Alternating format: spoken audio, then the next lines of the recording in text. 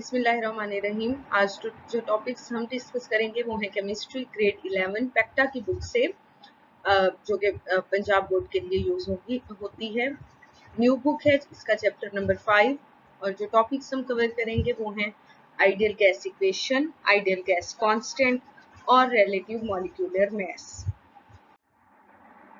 Ideal gas equation क्या है? तो गैसेस रिमार्केबल चेंजेस शो करती हैं अपने वॉल्यूम में। किस टाइम?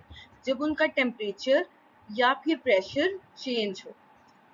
साइंटिस्ट ने इसको स्टडी किया और उन्होंने इन रिलेशनशिप्स को कुछ गैस लॉज की फॉर्म में शेप कर दिया। ओके, यही गैस लॉज मिलकर क्या बनाते हैं? जब इन गैस लॉज को हम कंबाइन करें और जनरलाइज करें तो अल्टीमेटली हमारे पास आइडियल गैस इक्वेशन। जल्दी से डिस्कस कर लेते हैं अब हम गैस लॉज को।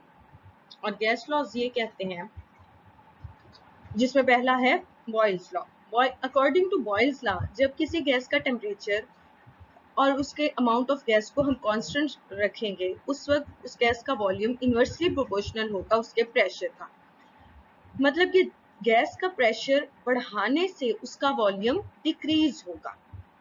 इसकी एक आम सी एग्जांपल मैं आपको इस तरह से दे सकती हूँ कि अगर आप एक बलून को कंप्रेस करें तो उस वक्त उसका वॉल्यूम डिक्रीज हो जाता है, बलून ओवरऑल श्रिंक हो जाता है।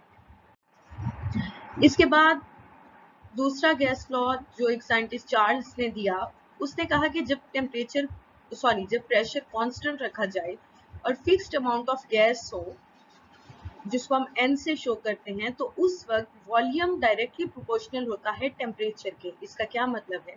इसका मतलब है कि टेम्परेचर अगर बढ़ेगा किसी गैस का तो उसका वॉल्यूम भी इंक्रीज होगा।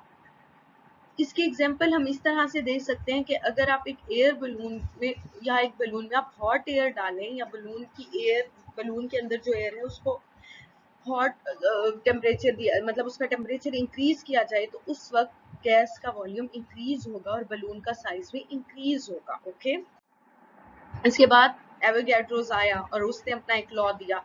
एवोगैड्रोस का कहना था कि कांस्टेंट प्रेशर और टेम्परेचर में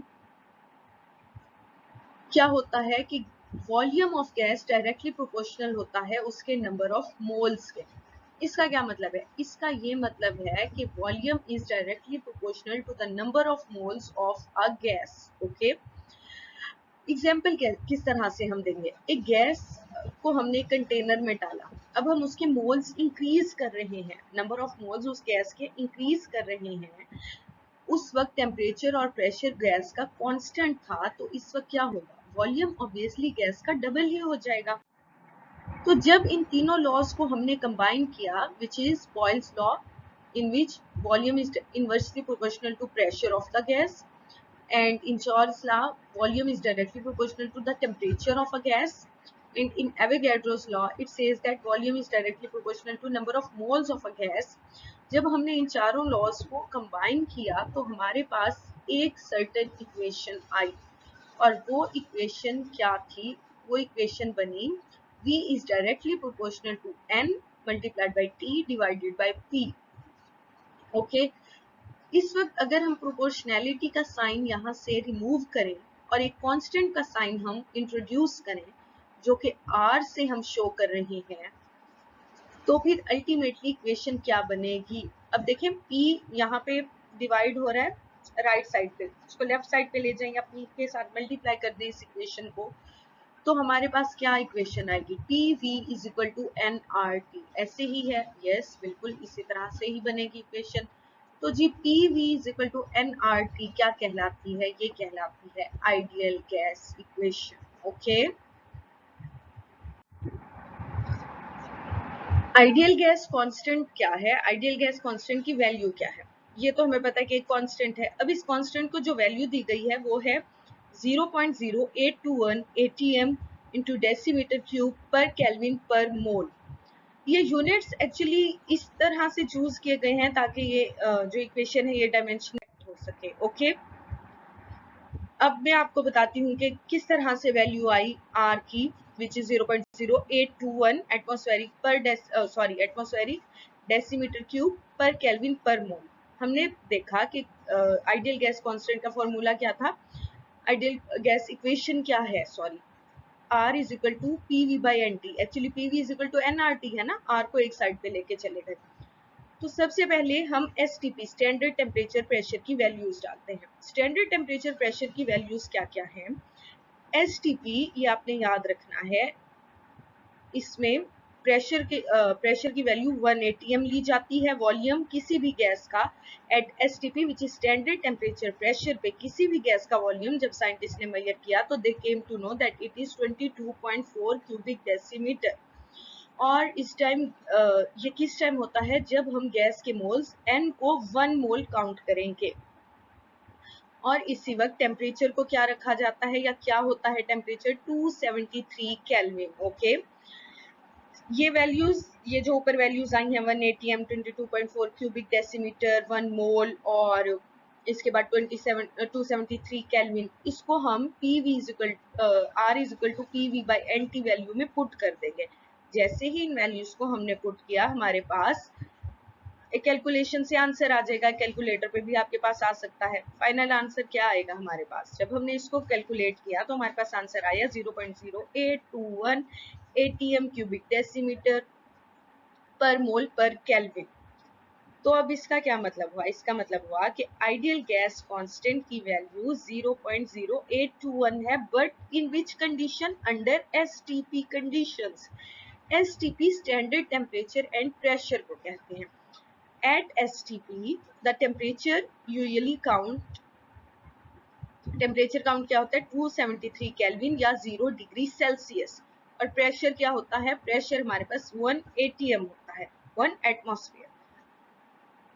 तो इसलिए हम कह सकते हैं कि STP पे 1 mole of any ideal gas occupies how much litres या cubic decimetre of the volume? 22.4। और आपको ये भी याद है कि 22.4 सॉरी, आपको ये याद रखना है कि DM क्यूब किसके इक्वल होता है? 1 लीटर के। Litre is equal to DM cube या क्यूबिक डेसीमीटर। अब हम एप्लीकेशंस देखते हैं आइडियल गैस इक्वेशंस की, कि ये कहाँ कहाँ पे यूज होती है। तो आइडियल गैस इक्वेशन हम किसी भी गैस के रिलेटिव मॉलिक्यूलर मास को मेजर करने के लिए या कैलकुलेट करने के लिए यूज कर सकते हैं। अब जब हमें पता है कि एक गैस का सॉरी आइडियल गैस इक्वेशन क्या है? PV is equal to nRT। यहाँ पे n is number of moles, तो n किसके इक्वल होता है? मैस ओवर मोलर मैस के। ओके, तो अब n की जगह मैस बाय मोलर मैस की वैल्यू पुट कर देंगे into RT as it is आ जाएगा। जब अब हम इसको किस तरह से करेंगे? हम रीअरेंज करेंगे इस तरह से कि ये जो कैपिटल M है ये एक साइड पे आ जाए और बाकी वैल्यूज दूसरी साइड पे आ जाए। So M which is molecular mass is equal to mass into R into T divided by PV।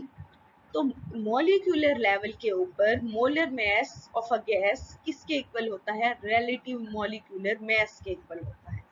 तो रिलेटिव मॉलिक्यूलर मास को हमने रिप्रेजेंट किया हुआ है capital M and small r से।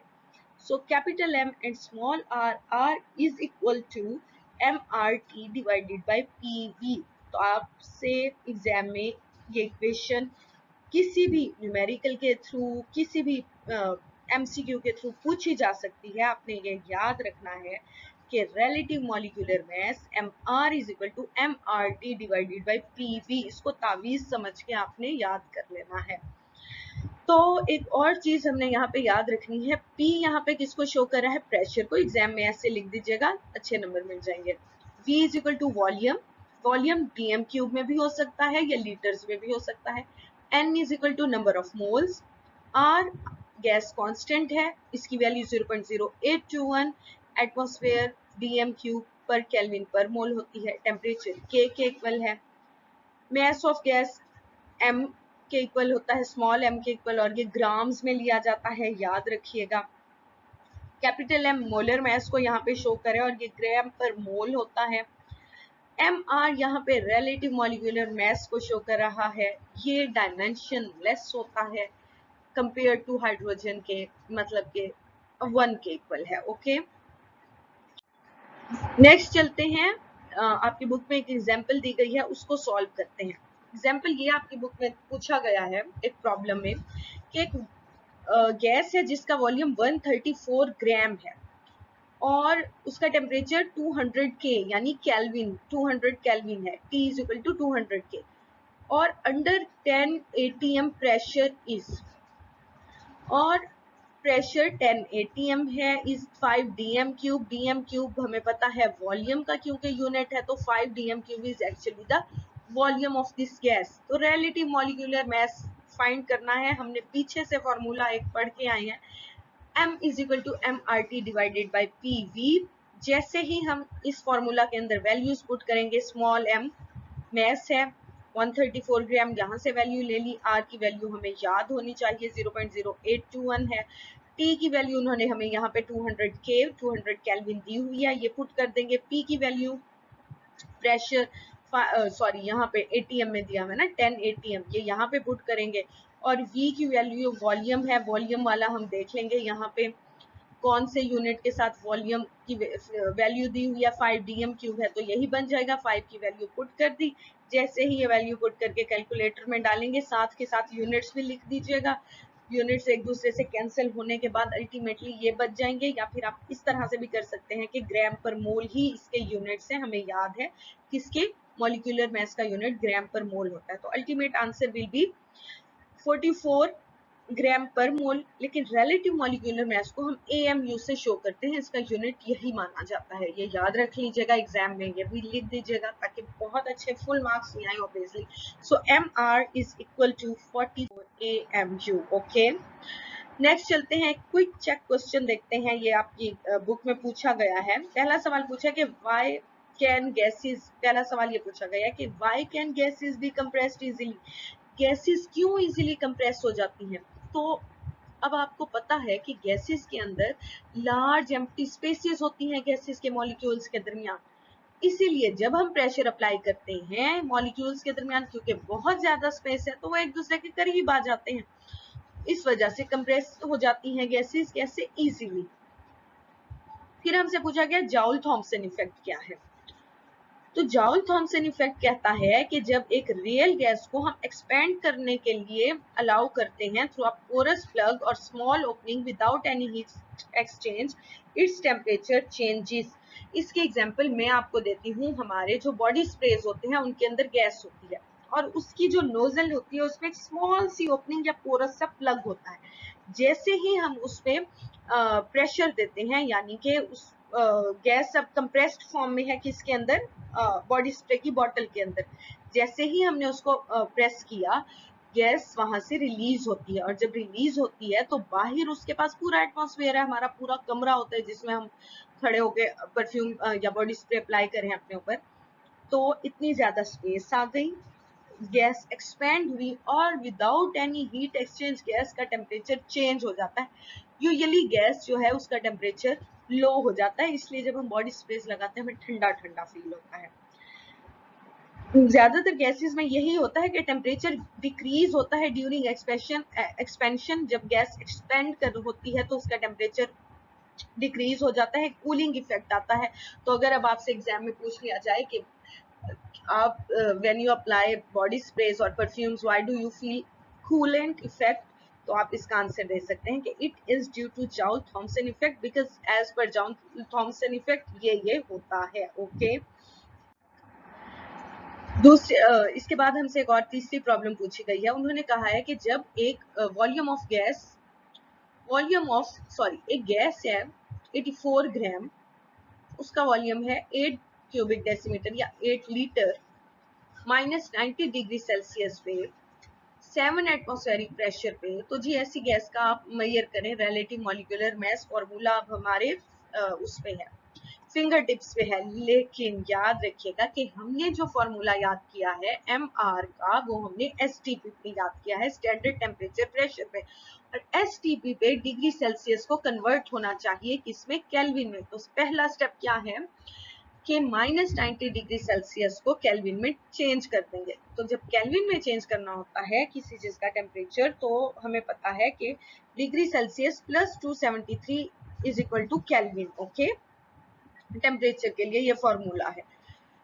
तो -90 प्लस 273 करेंगे तो अल्टीमेटली हमारे पास 183 केल्विन आंसर आएगा, यानी कि इसको हमने एसटीपी पे चेंज कर लिया। अब फॉर्मूला अप्लाई करेंगे, फॉर्मूला में वैल्यूज पुट करेंगे, वैल्यूज पुट करने के बाद जो हमारे पास आंसर आया वो है 28 ग्राम पर मोल। और हमने अभी पीछे भी पढ़ा है कि MR रिलेटिव मॉलिक्यूलर मास के लिए जो यूनिट हमने यूज करना है वो AMU है, तो एग्जाम में AMU लिख दीजिएगा।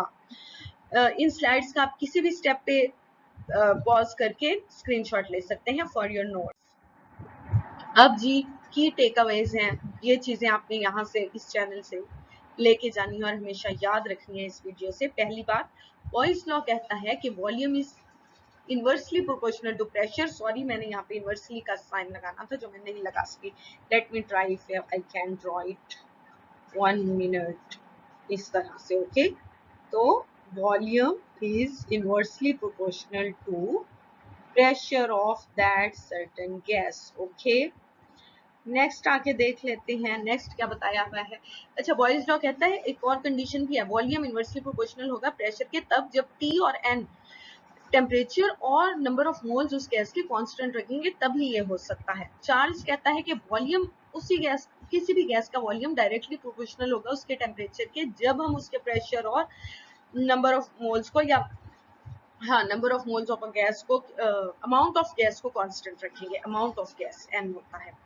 ओके, एवोगैड्रोस कहता है, सॉरी ये यहाँ पे इस तरह से हो गया। एवोगैड्रोस कहता है कि volume of a gas directly proportional है अमाउंट ऑफ गैस के अगर P और T यानी प्रेशर और टेम्परेचर को कांस्टेंट रख लेंगे। जब इन लॉस को मिलाया हमारे पास एक आइडियल गैस इक्वेशन बनी, P इक्वल टू nRT, और इस इक्वेशन के थ्रू हमने रिलेटिवली मॉलिक्यूलर मास भी कैलकुलेट कर लिया और वो बना MR is equal to MRT divided by PV. Okay, so that was all about your ideal gas equation. Thank you so much. अब एक IQ टेस्ट है जो मैं आपसे लेना चाहूंगी, आप इसका आंसर मुझे बता दीजिएगा यस कमेंट्स में। तो सवाल ये है कि according to Avogadro's law at constant temperature and pressure, Avogadro's कहता है कि कांस्टेंट टेम्परेचर और प्रेशर अगर हम रख दें किसी भी गैस का तो उस गैस का वॉल्यूम डायरेक्टली प्रोपोर्शनल होगा उसके प्रेशर के, या उसका वॉल्यूम डायरेक्टली प्रोपोर्शनल होगा उसके टेम्परेचर के,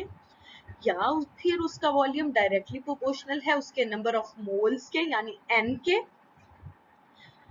या फिर वॉल्यूम ऑफ गैस इंडिपेंडेंट है नंबर ऑफ मोल्स के, कोई फर्क ही नहीं पड़ा नंबर ऑफ मोल्स को। सो आंसर दें कमेंट्स में। होपफुली आपको आता होगा, नहीं भी आता तो दोबारा से वीडियो देखें, दोबारा से बुक से पढ़ें, लर्न करें और यहाँ पे आके आंसर देके जाएं। Okay, so please stay connected to my channel, like करें, शेयर करें और सब्सक्राइब करें। Thank you so much. अल्लाह हाफिज।